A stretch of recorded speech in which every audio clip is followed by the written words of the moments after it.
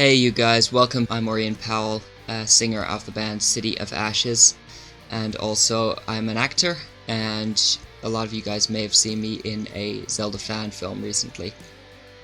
Which brings me here, to the mailbag to answer a few of you guys' questions.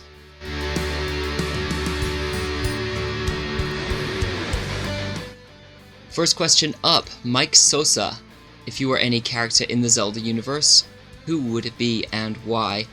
Well, Mike, given that I have done it, I'm gonna go with Link from Zelda, obviously. Because basically I had a blast playing him. We spent 2 days in a church crypt in London, and just had a really good time putting together this short movie, which you may be able to find in the description below here. Jordan Esparza asks, why do people hate Zelda 2? Well, that's very simple. In its most simplest form, people hate what is different. Or I should say, people fear what is different. Fear leads to anger. Anger leads to hate. Hate leads to suffering. Yeah, but like Zelda 2, it was very different from the first Zelda game, so a lot of people decide to hate on it because, you know, oh my goodness, it's different. I don't like change. And along the years, Nintendo has never really gone back to the formula they've done with Zelda 2. So, like, you know, Zelda 2 is usually the black sheep when it comes to Zelda games, and I guess that's why it gets hated on. It's not a bad game, it really isn't, but it's different. It's like that one Zelda game that, like, everyone's like, what were they thinking? You know, it's not a Zelda game, but it's Zelda 2. So that's why a lot of people hate on Zelda 2. Dark Nico Cat Knight. Don't know how to say your name, but nobody get mad. It's right below. Dark Nico Cat Knight. What if the Link in Zelda Wii U is the child of Skyward Sword's Link and Zelda? This would sort of make sense. It would go with the theory that Zelda Wii U is a direct sequel to Skyward Sword, because you have this huge open world. It kind of looks untouched, but we did see that Great Bridge of Hylia, which makes it seem like it's more connected to Twilight Princess. And the recent Nintendo Direct, where you get the Twilight Princess amiibo of Wolf Link and Midna, kind of goes directly into that. I mean, what's it going to do in Zelda Wii U? Why would that be the amiibo that connects the two? If it wasn't Twilight Princess and it was just more Zelda related, you would think it would just be the Twilight Princess version of Link or something similar, and that would work with Zelda Wii U. But it's Wolf Link, not any other Link, or any other character for that matter. But to answer your question, what if Link in Zelda Wii U is the child of Skyward Sword's Link and Zelda? Well, my friend Amanda, who has previously done a mailbag and will hopefully do one in the future, would die completely happy, because all she lives for is Z-Link, which is a relationship between Link and Zelda. Many fans, it's popular among them. They want it. Everybody else wants it. Skyward Sword kind of experimented with that and hinted towards it, so it could be possible. Second question here from Phantom Rockman. Which Zelda game soundtrack do you like the best? Well, my lasting memory of Zelda is I was a few years behind everybody else, and we got an N64, me and my brothers. And so with that we got this Zelda game, and we sort of, I think we were probably like 3 or 4 years behind everybody else who had this video game. But I remember even now the music to that and playing it on the ocarina, and those were some fun memories. So definitely Ocarina of Time. Super J Gamer asks, which Link from the Zelda games is the strongest, not including spin-offs? Oh boy, that's a really interesting one, because we have Link from Skyward Sword, who is actually trained to be a knight, and he has some pretty cool techniques. He does know the ending blow, and he does get the Master Sword in its prime before it goes to sleep. Like, he's the one who forged the Master Sword. So, and he himself was also strong enough in his heart to wield all 3 pieces of the Triforce. So that's that. Also, Twilight Princess Link got all the powers and abilities taught to him by the Hero Shade, and was taught about sword tracing through Russell. And he is pretty damn, I would say, what's the word I'm looking for? Ruthless? So there's that. And then the Ocarina of Time Link, after the events of Majora's Mask, he has the Fierce Deity's Mask. He has all that experience from going back in time as a child, going forward in time as an adult. And he defeated Ganon at his prime, having the Triforce of Power. So there is that.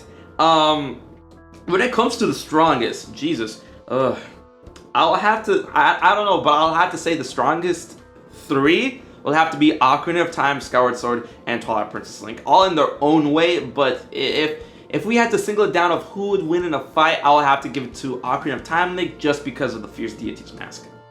Torbob asks, why couldn't Zelda just throw the sword in the final battle against Ganon in Ocarina of Time?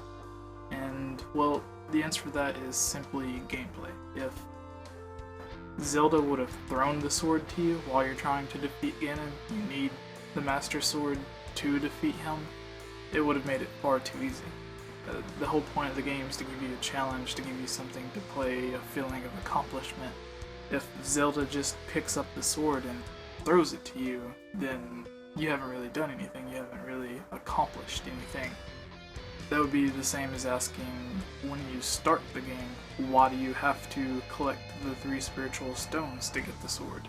Why can't you just get the sword? Or why can't the guy at the shop just give you the Deku Shield, since you need it to rescue their god, I guess you would call him, the Great Deku Tree? But the answer is, you have to prove yourself, you have to come over the challenge, and it's for the gameplay. I mean, that's basically the whole point, to make it more fun. It wouldn't be fun if you walked in the water temple and right there was Princess Rito and Morphia or Morpha was already dead.